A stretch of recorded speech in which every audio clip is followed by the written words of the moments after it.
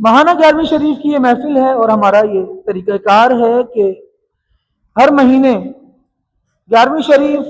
اس بزرگ کی نسبت سے ہم منا رہے ہیں جن کا اس مہینے میں یوم وصال۔ آج انشاءاللہ سرکار اعلی حضرت رحمۃ اللہ تعالی علیہ کا تذکرہ خیر کرنا، 11ویں شریف کرنا یا بزرگوں کے اعراس منانا، بزرگوں کی نظر و نیاز کرنا، یہ اہل سنت و جماعت کے طریقے میں شامل ہے۔ اہل سنت کی دنیا بھر میں اس سے پہچان، چاہے عرب ممالک میں چلے جائیں، عجمیوں کے ممالک میں دیکھ لیجئے، اہل اللہ کے ناموں سے اہل سنت پہچانے جاتے ہیں۔ اور دراصل اس طرح کی محافل سجانا، بزرگان دین کے اعراس منانا، یہ ہمیں بتاتا ہے کہ ہم وہ افراد ہیں کہ جن کے تعلق کا سلسلہ سرور عالم صلی اللہ تعالی علیہ وآلہ وسلم کی مبارک ذات تک پہنچتا ہے۔ ہر زمانے میں اہل سنت کے معتقد، معتمد، مستند علماء موجود رہے اور وہ اللہ تبارک و تعالی کے اولیاء میں شمار ہوتے رہے، اور رب العالمین جل وعلا نے ان سے دین کا کام لیا۔ یعنی ہم تو جناب صدیق اکبر رضی اللہ تعالیٰ عنہ سے لے کر اس صدی میں بھی جو بزرگان دین دنیا سے جا رہے ہیں، سب کے نام لیتے ہیں، سب پر محفلیں سجاتے ہیں، اور سب کے ذکر خیر کی برکتیں حاصل کرنے کی کوشش کرتے ہیں۔ تو دراصل ہم اپنے ہر زمانے میں موجود اس سلسلے کو بھی واضح کر رہے ہوتے ہیں کہ ہم کسی فرنگی تہذیب کی خواہش پر پیدا ہونے والے افراد نہیں ہیں، بلکہ ہم وہ ہیں جو ہر زمانے میں موجود رہے اور رسول اللہ صلی اللہ تعالی علیہ وآلہ وسلم کے پیروکاروں میں اپنی گنتی کرواتے ہیں، اور اللہ کا شکر ہے یہ تسلسل آج تک جاری ہے۔ رب العالمین جل وعلا نے ہر زمانے میں اہل سنت کو مختلف ناموں سے شناخت عطا فرمائی۔ جب بر صغیر پاک و ہند میں جنگ آزادی کا سلسلہ شروع ہوا تو اس وقت انگریز کا یہاں آنا تھا، اور نت نئے فتنوں کا سیلاب بھی انگریز کی واردات کے ساتھ بر صغیر میں شروع ہوا، اور جو افراد اہل سنت کہلاتے تھے وہ اہل سنت کی لڑی سے ٹوٹ کر اپنے مختلف مذاہب میں منتقل ہو گئے، جو انگریزوں کی سازشوں کا نشانہ بنے، اور پوری ہسٹری اس پر ایک تسلسل کے ساتھ موجود ہے کہ پہلے وہ سرور عالم صلی اللہ علیہ وسلم پر درود و سلام پڑھنے والے تھے، ان کے اکابرین درود و سلام پڑھنے والے تھے، پھر انہوں نے درود و سلام کے طریقے کو ہی اپنے مسلک و مذہب سے خارج کر دیا۔ پہلے وہ میلاد مصطفیٰ کی محفل کو محفل بابرکت کہنے والے تھے، لیکن بعد میں وہ میلاد مصطفیٰ کی محفل کو شرک و بدعت بتانے والے بن گئے۔ پہلے وہ اپنا سلسلہ جن اکابرین سے جوڑتے ہیں، وہ اکابرین نبی کریم صلی اللہ تعالی علیہ وآلہ وسلم کے پیروکار تھے، اور یا رسول اللہ یا حبیب اللہ کی صدائیں لگانے والے تھے، لیکن انگریز کے فتنے میں آ کر جماعت جو بنائی تو اس میں یا رسول اللہ کہنے کو شرک قرار دیا جانے لگا، اور یہ بہت پرانی بات نہیں، یہ پچھلے 100 سالوں کی بات۔ ہر زمانے میں مسلمانوں کو مٹانے کے لیے اہل کفر کی کچھ نہ کچھ کوششیں جاری ہی رہی ہیں، اور ایسا نہیں ہے کہ آج وہ کوششیں نہیں کرتے، ان کی آج بھی کوششیں جاری، لیکن سازش کا جب بندہ شکار ہو جائے اور پیسوں کا جال جس پر چل جائے، عورتوں کا جال جس پر چل جائے، پھر ہم نے دیکھا ہے کہ وہ بڑوں کی صحبت میں آنے جانے والا جب ان چیزوں کو اپنا دین و مذہب بنا لیتا ہے تو پھر وہ بروں کی صحبتوں سے وابستہ ہو جاتا ہے۔ اللہ تبارک و تعالی ہم سب کو سچے دین کے پیروکاروں میں شامل فرمائے۔ سرکار اعلیٰ حضرت رحمۃ اللہ تعالی علیہ کا تذکرہ کرنا ہے، اب یہیں سے ایک بات اعلیٰ حضرت کے حوالے سے اٹھاتا ہوں اور پھر انشاءاللہ مزید تذکرہ کرتے ہیں۔ اعلیٰ حضرت رحمۃ اللہ تعالی علیہ کے زمانے میں ایک ریاست تھی، جب پاک و ہند یوں علیحدہ علیحدہ نہیں ہوئے تھے، ریاستی نظام قائم تھا۔ ریاست تھی نان پارا، اور وہاں کے جو نواب تھے، لوگوں نے جو شاعرانہ مزاج رکھتے تھے، نان پارا ریاست کے جو نواب تھے ان کے لیے طرح طرح کے قصیدے لکھے اور کہا کہ ہم نواب صاحب کو خوش کرنا چاہ رہے ہیں، نواب صاحب خوش ہوں گے،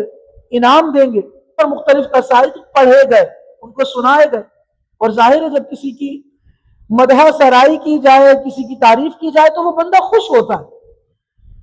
تو وہ خوش ہو کر انعام دیتے رہے۔ اعلیٰ حضرت رحمۃ اللہ تعالی علیہ جس طرح ایک زبردست عالم تھے، زبردست مفتی تھے، متباہر مفسر تھے، ساتھ ساتھ ایک زبردست شاعر بھی تھے، اعلیٰ حضرت کے بارگاہ میں بھی کسی نے حاضر ہو کر کہا کہ حضرت، لوگ ریاست نان پارا کے نواب کے پاس جا کر اس کی شان میں قصیدے لکھ رہے ہیں، اس کو سنا رہے ہیں اور بہت انعام پا رہے ہیں، آپ بھی ایسا کیجئے کہ کوئی قصیدہ لکھ دیجئے، اس کو سنا دیں گے، آپ کے لیے بھی کوئی انعام بھیج دیا جائے گا۔ اعلیٰ حضرت رحمۃ اللہ تعالی علیہ نے یہ بات سنی تو انکار کر دیا۔ لوگوں نے بہت اصرار کیا کہ حضرت کچھ تو ہو جائے، زمانے کا تو چلن ہی یہ ہے۔ تو اعلیٰ حضرت رحمۃ اللہ تعالی علیہ نے ایک قصیدہ لکھا، وہ قصیدہ یہ تھا کہ وہ کمال حسن حضور ہے کہ گمان نفس جہاں نہیں۔ نبی پاک علیہ الصلوۃ والسلام اتنے زیادہ حسین ہے اور آپ کا حسن اتنے کمال کا ہے کہ اس حسن میں کوئی کمی اور نقص نہیں نکال سکتا۔ فرمایا وہ کمال حسن حضور ہے کہ گمان نقص جہاں نہیں، یہی پھول خار سے دور ہے، یہی شمع ہے کہ دھواں نہیں۔ پھول ہوتا ہے، ساتھ میں کانٹے بھی لگے ہوتے ہیں، پھول کی خوشنمائی اپنی جگہ، لیکن جب اس کے پاس جایا جاتا ہے تو کانٹوں سے بچا جاتا ہے۔ شمع روشن ہوتی ہے اور اپنے ارد گرد میں روشنی پھیلاتی ہے، لیکن ساتھ ساتھ جو اس کی روشنی سے فائدہ اٹھانا چاہتا ہے اسے شمع کا دھواں بھی برداشت کرنا پڑتا ہے۔ لیکن فرمایا کہ نبی کریم صلی اللہ تعالی علیہ وآلہ وسلم اتنی عظمت والے، اتنی شان والے ہیں کہ یہ پھولوں سے زیادہ مہکنے والے خوشبودار ہیں اور شمع سے زیادہ روشنی کرنے والے مہتاب ہیں، لیکن پھول تو خار یعنی کانٹوں کے ساتھ ہے، شمع دھوئیں کے ساتھ ہے۔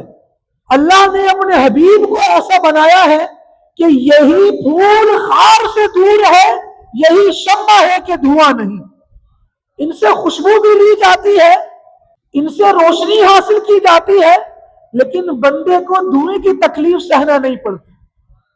یہ پورا کلام ایک تسلسل کے ساتھ ہے، اور آخر میں اعلیٰ حضرت رحمۃ اللہ تعالی علیہ سے کو فرمائش ہوئی تھی کہ ریاست نان پارا کے حاکم کے لیے کچھ لکھنا ہے، وہاں کے نواب کے لیے کچھ لکھنا ہے۔ تو اعلیٰ حضرت رحمۃ اللہ تعالی علیہ نے قلم چلایا تو مدحت مصطفیٰ میں ہی رواں ہوا، نبی کریم علیہ الصلوۃ والسلام کی نعت ہی لکھی۔ لکھتے لکھتے جب مقطع پر آتے ہیں تو کہتے ہیں کروں مدح اہل دول رضا، ان دولت مندوں کی میں تعریف کروں۔ دولت مندوں کی تعریف کرنا ایسا ہے کہ آپ نے ان کی تعریف کر دی تو پھر وہ آپ کو اپنا غلام ہی سمجھتے ہیں، 4 پیسے دے کر آپ کو خرید لیتے ہیں کہ ہاں دیکھا میرے لیے 4 جملے بولے تھے تو 4 پیسے پکڑو، اور اگر آئندہ نہیں بولے تو تانا ملے گا، کہ میرے لیے کیوں نہ بولے، وہ پیسے بھول گئے۔ فرمایا کروں مدح اہل دول رضا، پڑے اس بلا میں میری بلا، اس بلا میں تو میری بلا پڑے، میں کیوں دنیا داروں کی خوشامد کرتا پھروں؟ کروں مدح اہل دول رضا، پڑے اس بلا میں میری بلا، میں گدا ہوں اپنے کریم کا، میرا دین پارا ہے نہ نہیں۔ میں جب بات کروں گا تو اپنے دین کی بات کروں گا۔ میں گدا ہوں، سائل ہوں، منگتا ہوں، بھکاری ہوں، لیکن میں رسول اللہ کے در کا بھکاری ہوں۔ میں دنیا داروں کے آگے ہاتھ نہیں پھیلاؤں گا، میں رسول اللہ صلی اللہ تعالیٰ علیہ وآلہ وسلم کے در کے ٹکڑے کھاؤں گا۔ میں گدا ہوں اپنے کریم کا، میرا دین پارا ہے نہ نہیں۔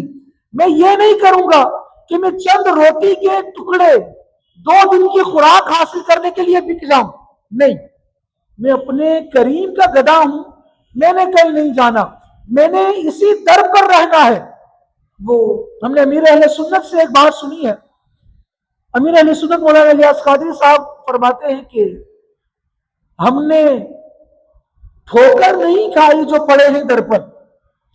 جو ہم حضور ہی کی غلامی میں لگے ہوئے ہیں، وجہ یہ نہیں ہے کہ دنیا نے ہمیں ٹھکرا دیا ہے، نہیں نہیں، ایسا نہیں ہے۔ ہم نے ٹھوکر نہیں کھائی جو پڑے ہیں در پر، ہم نے دنیا اسی در کے لیے ٹھکرائی ہے، ہم دنیا کو ٹھکرا کر حضور کے در پر پڑے۔ اور اعلیٰ حضرت نے فرمایا کہ میں تو کہا ہی چاہوں کہ بندہ ہوں شاہ کا، میں تو یہ چاہتا ہوں کہ لوگ مجھے آقا کا غلام کہیں، میں یہ چاہتا ہوں کہ لوگ میری پہچان یہ رکھیں کہ میں نبی کریم صلی اللہ علیہ وسلم کا غلام ہوں، لیکن یہ میری چاہت، اس چاہت میں لطف تو تب آ جائے جب رسول اللہ فرما دیں کہ ہاں یہ ہمارا غلام ہے۔ کہتے میں تو کہا ہی چاہوں کہ بندہ ہوں شاہ کا، پر لطف جب ہے کہہ دیں اگر وہ جناب ہوں۔ امیر اہل سنت دامت برکاتہم العالیہ نے اسی مضمون کو قلم بند فرمایا۔ امیر اہل سنت نے کہا، اور بڑے آسان پیرائے میں کہا، ہوں غلام مصطفیٰ، عطار کا دعویٰ ہے یہ، ہمیں سے ہر ایک دعوے دار ہے کہ ہم حضور کے غلام ہیں، لیکن یہ تو ہمارا دعویٰ ہے نا، ہوں غلام مصطفیٰ عطار کا دعویٰ ہے یہ، کاش آقا بھی یہ فرمائے ہمیں منظور ہے۔ غلامی تو تب مکمل ہونا کہ جن کو ہم اپنا آقا مان رہے ہیں وہ بھی ہمیں اپنا غلام قبول فرمائے۔ تو اس در پر پڑے رہنے میں زندگی ہے۔ سرکار اعلیٰ حضرت رحمۃ اللہ تعالیٰ علیہ کی حیات سے ہمیں یہ پیغام ملتا ہے۔ اعلیٰ حضرت رحمۃ اللہ تعالیٰ علیہ کا مختصر تعارف سماعت کیجیے۔ اعلیٰ حضرت رحمۃ اللہ تعالیٰ علیہ کی ولادت جو ہے یہ 10 شوال المکرم کی ہے، اور جو وصال ہے آپ کا یہ ماہ سفر کی 25 تاریخ کو ہے، اس مہینے کی 25 تاریخ کو اعلیٰ حضرت امام احمد رضا خان رحمۃ اللہ تعالیٰ علیہ کا وصال ہوا۔ اسی مناسبت سے آج ہم اعلیٰ حضرت رحمۃ اللہ تعالیٰ علیہ کا 11ویں شریف میں ذکر کر رہے ہیں۔ اعلیٰ حضرت رحمۃ اللہ تعالیٰ علیہ زبردست عالم دین تھے، مفتی اسلام تھے، اور یہاں ذرا ایک بات سمجھ لیجیے کہ یہ جو علماء دین ہوتے ہیں نا، ان کا کام یہ ہوتا ہے کہ یہ لوگوں کو اسلام کی صحیح تعلیمات پیش کریں، اسلام کی واضح تعلیمات پیش کریں، اور جو باتیں یہ کہتے ہیں وہ باتیں اصل میں وہی ہوتی ہیں جو قرآن و حدیث نے بیان کی ہیں۔ جیسے ماشاءاللہ آپ حضرات سارے ہی جو میرے سامنے موجود ہیں تقریباً ہمارے یہاں کے مستقل نمازی ہیں۔ اگر آپ محلے میں جا کر کسی کو یہ کہتے ہیں کہ بھائی نماز پڑھا کرو، کیا کہتے ہیں؟ نماز پڑھا کرو۔ آپ کا معمول ہے آتے جاتے سب کو یہی کہہ رہا ہے بھائی نماز پڑھو، نماز پڑھو، اچھی بات ہے۔ اب کسی دن آپ نظر نہ آئے انہیں تو وہ یہ کہیں گے کہ یار وہ بزرگ جو مسجد جاتے ہوئے ہمیں کہتے تھے نماز پڑھو، نماز پڑھا کرو، یار وہ نظر نہیں آ رہے۔ کون؟ یار وہ نہیں جو فلاں گلی سے آتے تھے اور بار بار یہ کہتے تھے نماز پڑھو، تو ہم یہ کہیں گے کہ بھائی نماز پڑھو وہ کیا کہتے تھے؟ نماز پڑھنے کا حکم تو اللہ تعالیٰ نے دیا ہے، تو آپ اس بندے کو کہاں سے پکڑ کر بیٹھے ہوئے ہو؟ تو کہا جائے گا بھائی نماز پڑھنے کا حکم تو بلا شبہ اللہ نے ہی عطا فرمایا ہے، لیکن ہمیں تو روزانہ وہ تلقین کرتے تھے نا، اس لیے یہ جملہ ان کی پہچان بن گیا۔ اسی مناسبت سے اور اسی سارے سینیریو کو سامنے رکھ کر یہ میری اگلی بات سنیے کہ جب ہم کسی بزرگ کے بارے میں یہ کہتے ہیں نا کہ بزرگ نے یہ فرمایا، اعلیٰ حضرت کی تعلیمات یہ ہیں، غوث پاک کی تعلیمات یہ ہیں، تو وہ کوئی نیا دین نہیں ہوتا، وہ دین تو وہی پرانا ہوتا ہے جو قرآن و حدیث میں بیان ہوا ہے، لیکن آج کے دور کے مسلمان تک دین کی وہ بات فلاں بزرگ، فلاں شیخ اور فلاں ولی یا فلاں عالم دین کے ذریعے سے پہنچی، تو ہم کہتے ہیں یار یہ عالم دین یہ کہتے تھے، اس کا مطلب یہ نہیں ہے کہ قرآن و حدیث میں اس کا ذکر نہیں ہے، انہوں نے بتایا، بلکہ قرآن و حدیث کی یہ تعلیمات ان کے ذریعے سے ہم تک پہنچی ہیں۔ اب اس تناظر میں اعلیٰ حضرت رحمۃ اللہ تعالی علیہ نے اپنے لوگوں کی جو تربیت کی اور اپنے فتاوی میں جو درس دیا، ان سے چند اقتباسات ملاحظہ کیجیے۔ فتاوی رضویہ کی 30 جلدیں ہیں، تو یوں سوچئے کہ اعلیٰ حضرت رحمۃ اللہ تعالی علیہ کے یہ وہ فتوے ہیں جو اعلیٰ حضرت رحمۃ اللہ تعالی علیہ کی 20 سال کی آخر کی زندگی میں محفوظ کیے گئے اور بعد میں ان کو مرتب کیا گیا۔ ساری زندگی جو لکھے وہ محفوظ نہیں ہو سکے، آخر کے 20 سالوں میں جو محفوظ ہوئے یہ وہ ہیں۔ تو ساری زندگی کتنے دین کے مسائل آپ نے بتائے ہوں گے اور کتنے فتوے لکھ کر دیے ہوں، یہ بات سوچیے۔ یہ ہے فتاوی رضویہ کی 14ویں جلد صفحہ نمبر 377۔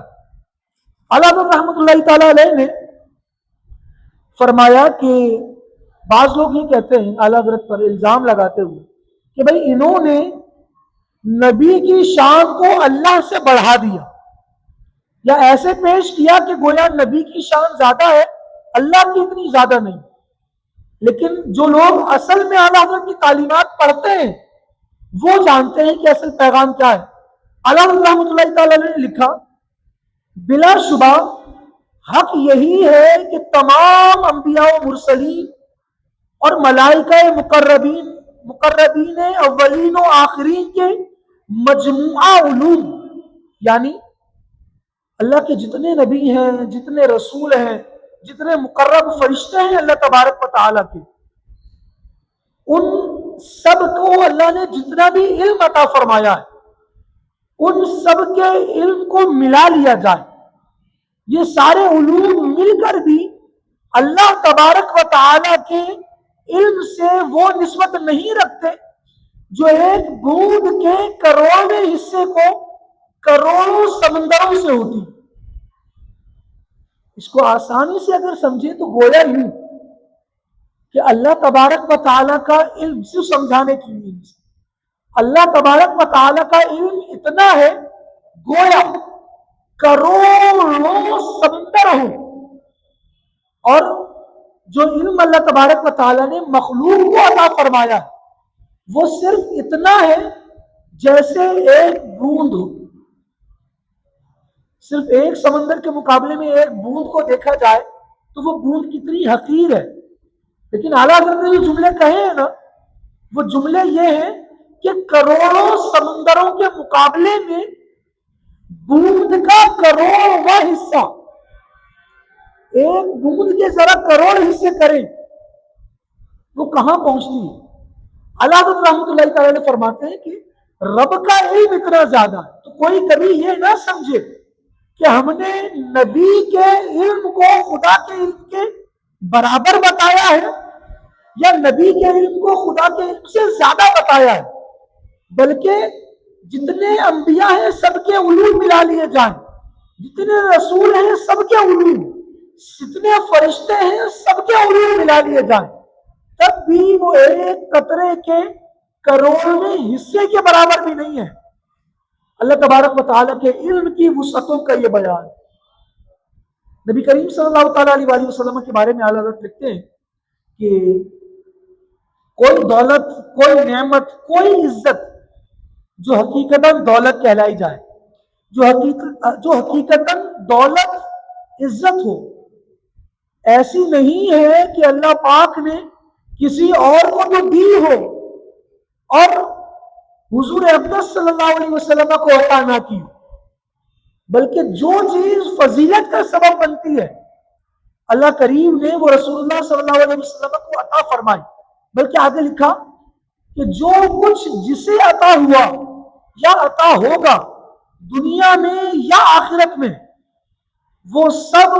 حضور صلی اللہ علیہ وسلم کا صدقہ ہے،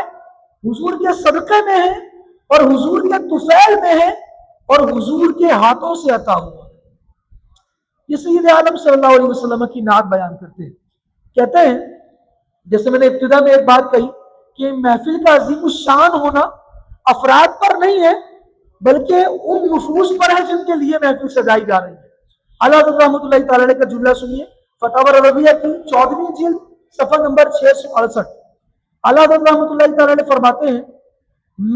مجلس میلاد مبارک، بھائی میلاد کیا ہے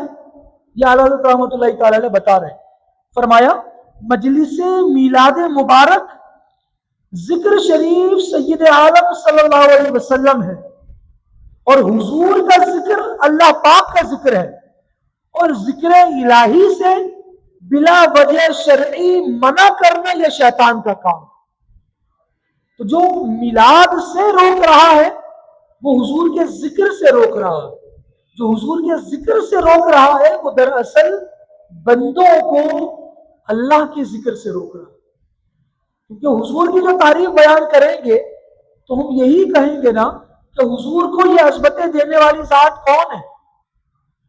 اچھا کہیے ذرا بھئی، جتنا حضور کو دیا گیا، جتنے علوم، جتنے فنون، جتنے کمالات، جتنے درجات، جتنی بلندیاں، وہ کیا حضور کی اپنی ذاتی ہے؟ بالکل بھی نہیں،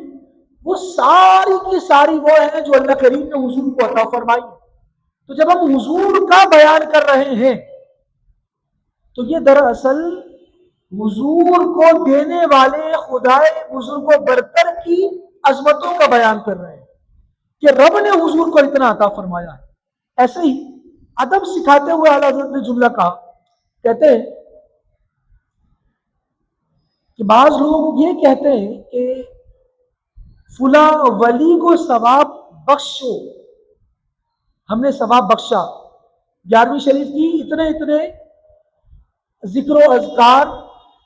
غوث پاک رحمۃ اللہ تعالی علیہ کو بخشے، ہم نے حضور کو اتنے ثواب بخشے۔ اعلیٰ حضرت کہتے ہیں یہ بخشنا کہنا درست نہیں۔ جملہ سنیے، فتاوی رضویہ کی 26ویں جلد ہے، صفحہ نمبر 609 ہے۔ اعلیٰ حضرت کہتے ہیں حضور اقدس صلی اللہ علیہ وسلم خواہ اور نبی یا ولی کو ثواب بخشنا کہنا یہ بے ادبی ہے۔ کیوں؟ کہتے ہیں اس لیے کہ بخشا تو بڑے کی طرف سے چھوٹے کو جاتا ہے، بخشنا یہ ہوتا ہے کہ بڑا چھوٹے کو دے۔ فرمایا بلکہ جب بڑوں کی بارگاہ میں کچھ دینا ہے تو اس کو نظر کرنا کہا جائے، کہا کر ہم نے یہ ثواب نظر کیا، ہدیہ کیا، تحفے میں دیا۔ ایسے ہی سید عالم صلی اللہ تعالیٰ علیہ وسلم کے تبرکات اور اولیاء کے بارے میں دو جملے آخر میں ملاحظہ کیجیے۔ اعلیٰ حضرت رحمۃ اللہ تعالیٰ علیہ نے وہ چیزیں، تبرک وہ چیز ہے جو نسبت رکھنے والی، حضور کا تبرک اس چیز کو کہیں گے جس کو حضور سے نسبت ہو، والدین کا تبرک اسے کہیں گے جس کو ہمارے والدین سے نسبت ہو اور وہ ان کی وجہ سے باعث برکت کہلائے۔ تو اعلیٰ حضرت رحمۃ اللہ تعالیٰ نے فرمایا کہ نبی کریم صلی اللہ تعالیٰ علیہ وآلہ وسلم کے آثار و تبرکات شریفہ کی تعظیم دین مسلمان کا فرض عظیم ہے۔ جیسے آج کل بھی ہم الحمدللہ حضور کی یہ برکت دیکھتے ہیں،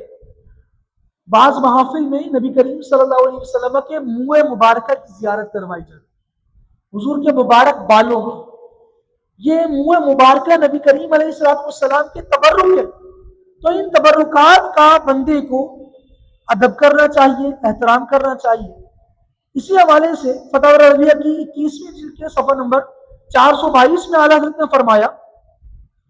کہ تمام امت پر رسول اللہ صلی اللہ علیہ وسلم کا حق ہے کہ جب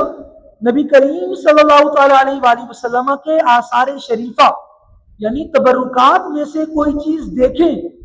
یا وہ شے دیکھیں جو حضور کے آثار شریفہ میں سے کسی چیز پر دلالت کرتی ہو، تو اس وقت کمال ادب اور تعظیم کے ساتھ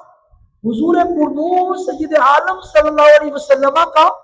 تصور لائیں اور درود و سلام کی کثرت کریں. منہ مبارکہ یا دیگر تبرکات کی جب زیارت کریں تو پھر ادب یہ ہے کہ سید عالم صلی اللہ علیہ وسلم پر درود و سلام پڑھ رہے ہیں. اولیاء اور انبیاء کے بارے میں اللہ رحمۃ اللہ تعالیٰ علیہ نے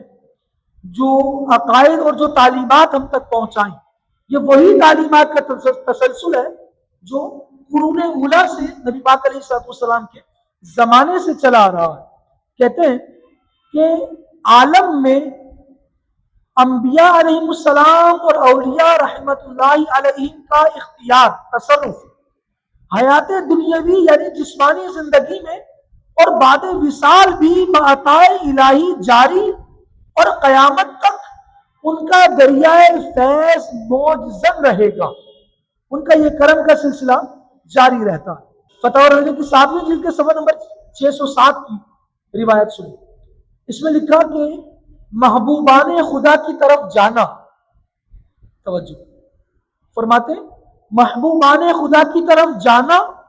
اور بعد وصال ان کی قبور کی طرف چلنا، یہ دونوں یکساں یعنی برابر ہیں. جیسا کہ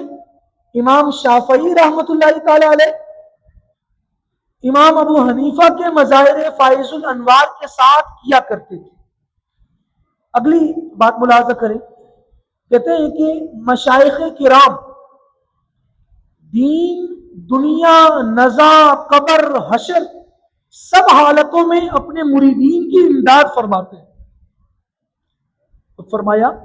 کہ برکت والوں کی طرف جو چیز جس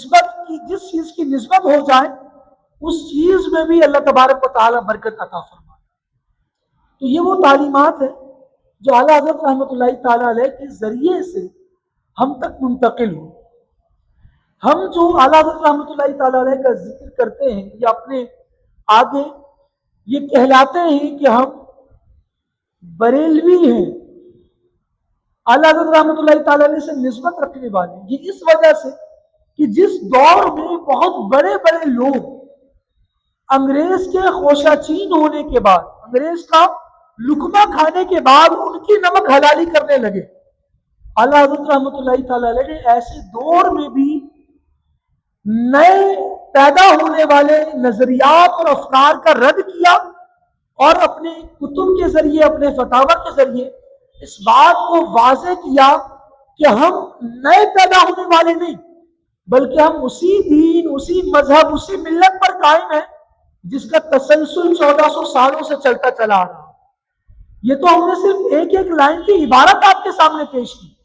اعلیٰ حضرت رحمۃ اللہ تعالی علیہ نے فتح رضویہ شریف میں 14 صدیوں کے حوالے پیش کیے کہ اس صدی میں اس بزرگ کا یہ معمول رہا.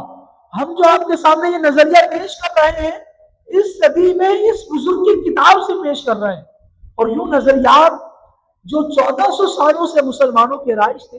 اعلیٰ حضرت رحمۃ اللہ تعالی علیہ نے ہم تک پہنچائے. اللہ کریم جل وعلا ان متفقہ اسلامی نظریات کی ہمیں پاسداری کی توفیق عطا فرمائے